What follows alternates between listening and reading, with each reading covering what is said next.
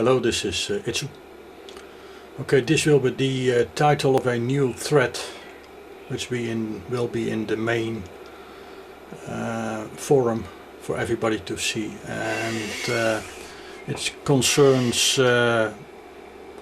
RF signal in the tens or hundreds of watts, to see if we can find some effects to break the bonding of some molecules in water. And one of the building blocks where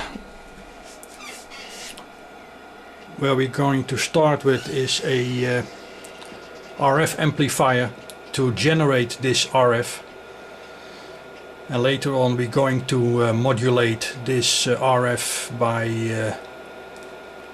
low frequency, or well, whatever we come up with. And we also have to find out a way to get this RF into the water, or into the cell, or how you call it. Well, that's all going to be determined together, I guess. I already was making some progress with this RF diagram, which was and will be published again on this new thread. It's a 300 watt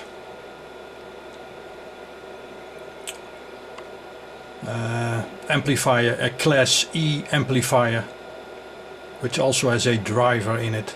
It's a very simple design. This one works at 4.5 megahertz, but that's only determined by this output filtering. You can change these values, and you can easily go higher or lower. One of the options also is the 13.52 megahertz band, which is specific for these kind of experiments. Okay, so this is a very simple design. It uses one MOSFET. I use two MOSFETs parallel. It has its own driver, a MOSFET driver, and it gets its input directly from a function generator, and it can be any function generator. It only needs 5 volt square wave, about 100 milliamps, and it will do the trick. As I said, very simple. Because of some experiments, I left out some components, like this one, this half ohm resistor between the output of the driver and the gate. This was originally put in to avoid some oscillations in the VHF band, but I did not find anything because I'm using a different MOSFET. The design is this 2SK2698, but I am using 2 times FQA11 and 90Z Charlie, just parallel, to get some extra power, and that works very fine without any resistor internal. Another thing I did not use is this this extra diode. This diode here is in to get some extra stiffness for the body diode in this MOSFET. It's placed across the drain source, but again, the MOSFETs I'm using have a slightly better quality body diode, so I don't think it's necessary, and there is no sign of any problems with it, but of course you can add, it won't harm. The rest of the diagram is left the same. I built the thing on a large heatsink, and there is a single-sided copper PCB on top of it, with some cutouts where both MOSFETs and the driver are directly on the heatsink beneath it. The rest of the diagram, the circuit is placed on this single-sided PCB, and that's really the simple offset setup. Sorry, like here.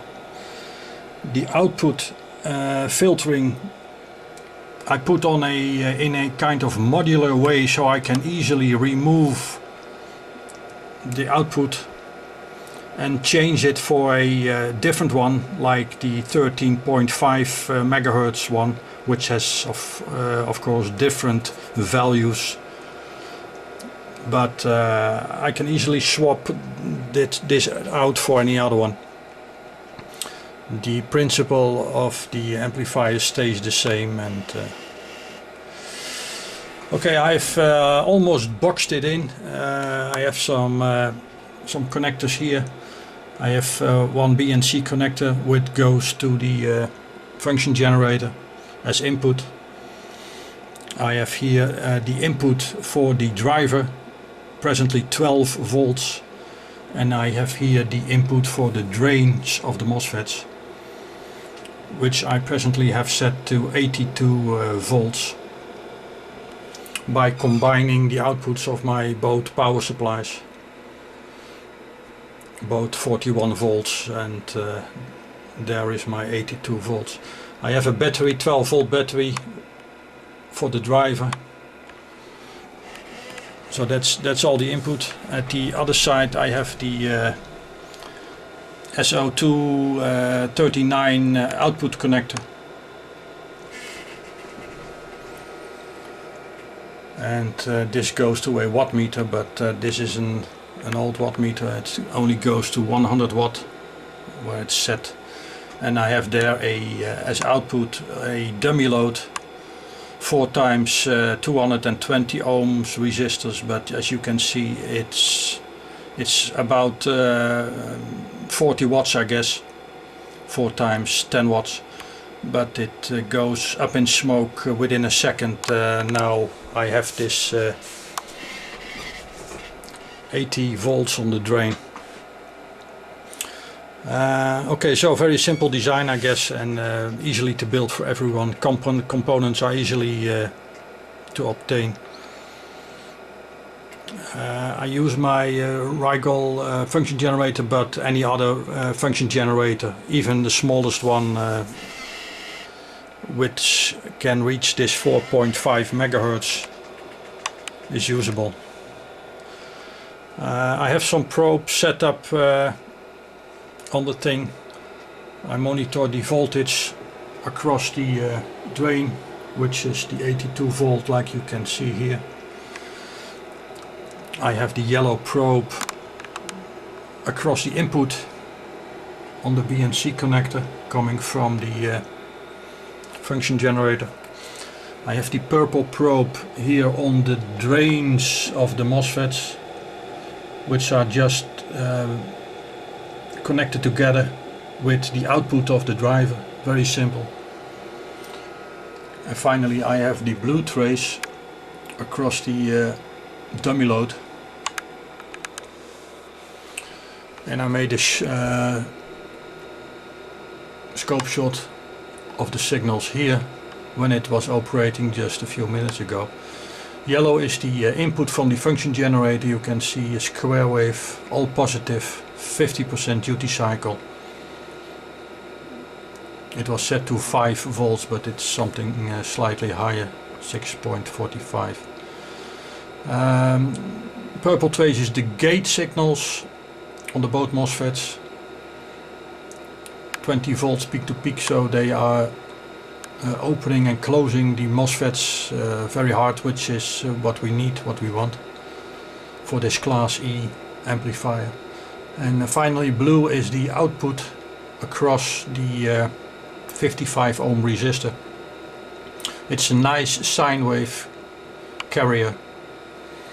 You can see it's 4.4, which is the same as I set the function generator, 4.4 megahertz, 5 volt square wave. but it transforms it in a nice sine wave because of the tank circuit. And you can see the value.